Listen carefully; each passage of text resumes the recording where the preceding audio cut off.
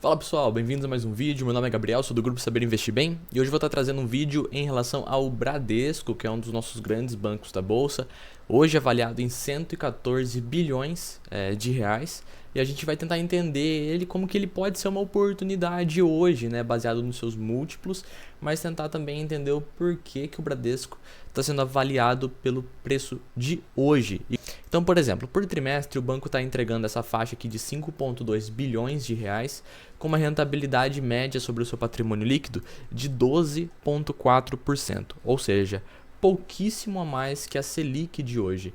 E isso é um ponto negativo, porque temos muitos pares hoje que reportam uma rentabilidade muito maior, como por exemplo o Banco do Brasil, que tem uma rentabilidade de mais ou menos 21%, ou o Banco Itaú, que também está com a faixa de 22%. Ou seja, é um retorno melhor para o seu acionista, porque é isso que o investidor está procurando, uma rentabilidade alta e um lucro maior para a operação da empresa que ele investe. Para esse trimestre de 2024, o banco entregou bons números, bom crescimento em todas as suas linhas. Então a gente vê a receita total no trimestre de 30,6 bilhões de reais, com crescimento de mais ou menos 3 a 4%, tanto no trimestre quanto no ano. Margem financeira total também subindo no trimestre, no ano ela está um pouco estável. O que acontece é o seguinte, a margem financeira ela é composta de duas formas, tem a com clientes e com mercado. Com clientes seria a sua atividade de intermediação financeira, ou seja, toma recurso para emprestar. Ou seja, o banco ele pega recurso com o investidor para estar emprestando esse recurso, e a diferença do que ele recebe de juros do que ele paga é a margem financeira com clientes. Já com o mercado seria o seu resultado de tesouraria, que é o recurso que o banco tem para trabalhar ali de curto prazo, né? Seja na compra de títulos públicos, seja nas transações entre instituições financeiras. Tem também a receita de prestação de serviços. Aqui a gente pode enquadrar, seria a cobrança bancária, que são emissão de boletos, né? Mexer com boleto. Tem cartão de crédito, enfim, tem vários itens aqui que entra como receita de prestação de serviços. Já a gente também tem uma operação muito rentável do Bradesco, que seria a sua parte de seguros e capitalização, que vem crescendo e com um detalhe muito interessante, que vem crescendo com uma rentabilidade muito alta. Então a carteira de crédito do banco hoje caminha na faixa de 943 bilhões, é uma carteira bem grande mesmo, quase 1 trilhão de reais, e ele vem apresentando crescimento em todas as linhas, exceto nas grandes empresas, que apresentou um crescimento bem tímido, né, de apenas 0,7%. Para entender como é composto então a operação do banco, nós temos as pessoas físicas com quase 400 bilhões de reais, e a carteira vem crescendo forte, e as pessoas jurídicas, que possuem o restante da carteira, com 547 bilhões. O que é preocupante no Bradesco é a inadimplência, que afeta diretamente os níveis de provisão, que seria uma das principais despesas do banco. E no Bradesco, infelizmente, a inadimplência ela é muito alta. Nós temos aqui a inadimplência de pessoa física, que atingiu o seu pico por volta de junho de 2023, na casa de 6,7%. Só isso aqui já aumenta os níveis de provisionamento e reduz a receita do banco e também a sua rentabilidade. Hoje a pessoa física está estabilizada em 5,1%. Também preocupante, mas mais controlado do que foi em períodos passados, né? No entanto, o banco teve seus períodos sim com menores níveis de provisionamento. E até aqui é normal, né, para a pessoa física, nessa casa de 3%, 3,4%, até que fica ali controlado para a pessoa física. O que me assustou foi a inadimplência para a pessoa jurídica, que chegou a ser maior que as pessoas físicas. Claro que aconteceu alguns eventos que impactaram, né, algumas grandes empresas que tinham operações com o banco, que entraram em devedores, né? Ficaram inadimplentes ou entraram em recuperação judicial. Inclusive tem notícia recente sobre recuperação judicial vinculada ao Bradesco. Então eu acho que nesse quarto trimestre que o banco vai anunciar o resultado, ele também vai ser afetado pela inadimplência, tá? Então eu estou esperando ainda um provisionamento alto para Bradesco. Antes de eu dar andamento e falar sobre a parte de seguro do Bradesco e ver como ele se comporta hoje para ver se ele está barato, eu quero só trazer brevemente o organograma societário. Basicamente aqui mostra do que é feito o Banco Bradesco, quais são suas operações. Então a linha maior, que é a própria empresa, Banco Bradesco, e aqui mostra as coligadas que ela possui.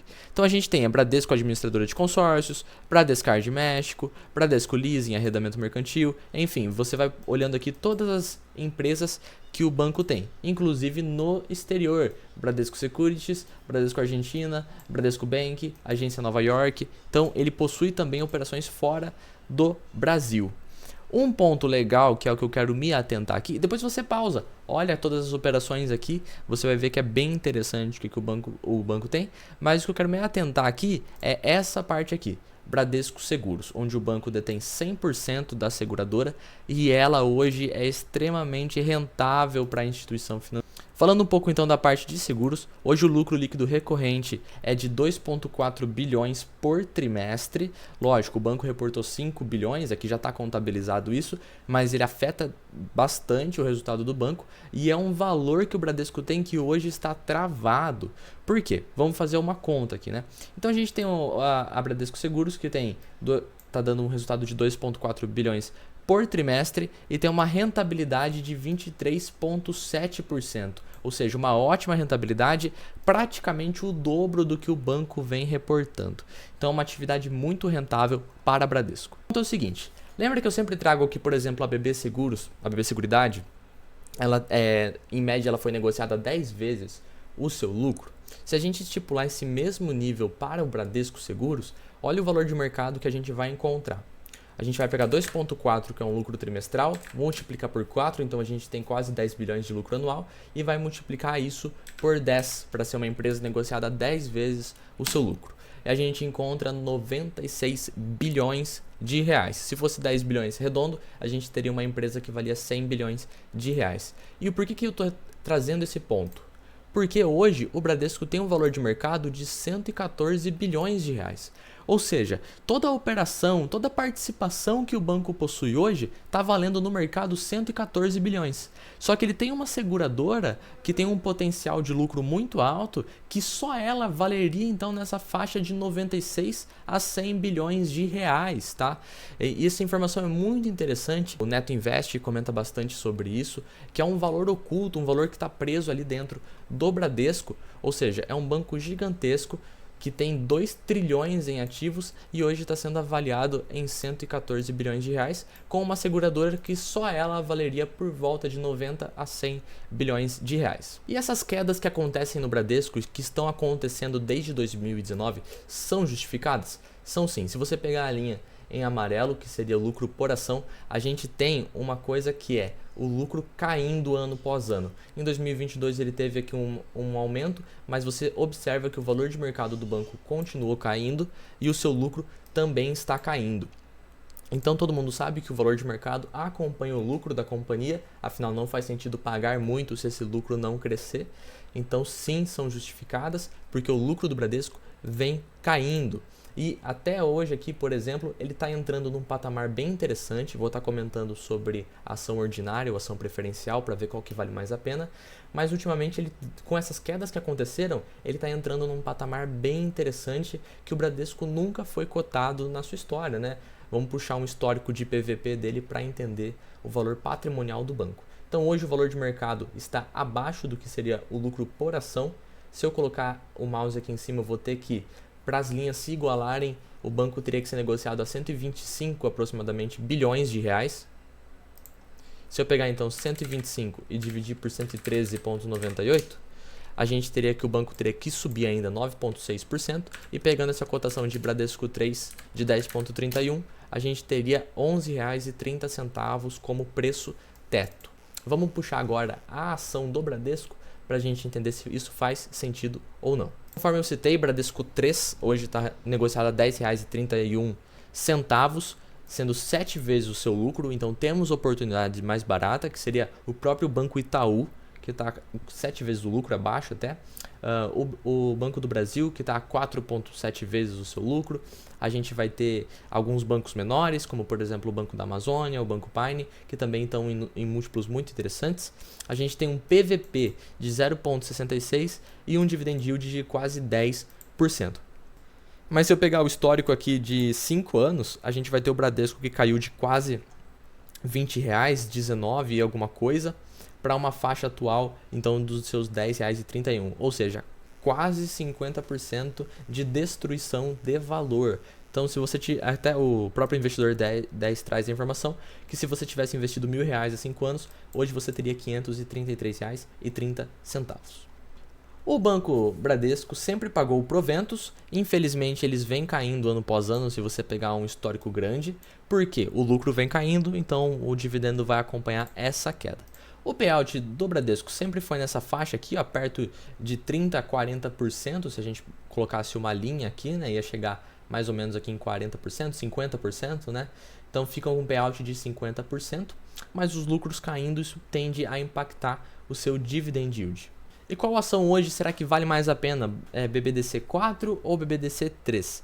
Se eu pegar um histórico, a gente observa que a ação preferencial, final 4, ela teve uma rentabilidade um pouco maior que a 3. Se eu estender esse histórico, isso vai se repetir. No entanto, o que eu entendo hoje?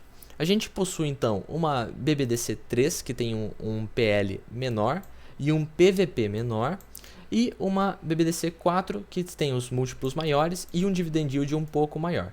Isso acontece por quê?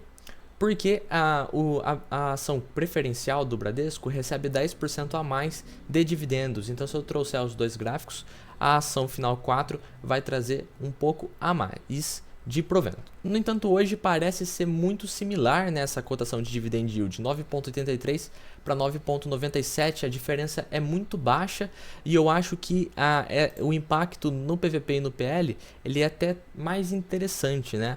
Como a gente sabe, a gente já fez esse cálculo anteriormente, a gente ajusta a rentabilidade em cima usando o PVP e dividindo pelo ROI. Então, se eu pegar, por exemplo, o PVP de Bradesco, vamos pegar o ROI do Bradesco, 8,7 no acumulado dos últimos 12 meses, e dividir por 0,66, a gente teria um ROI ajustado de 13,18.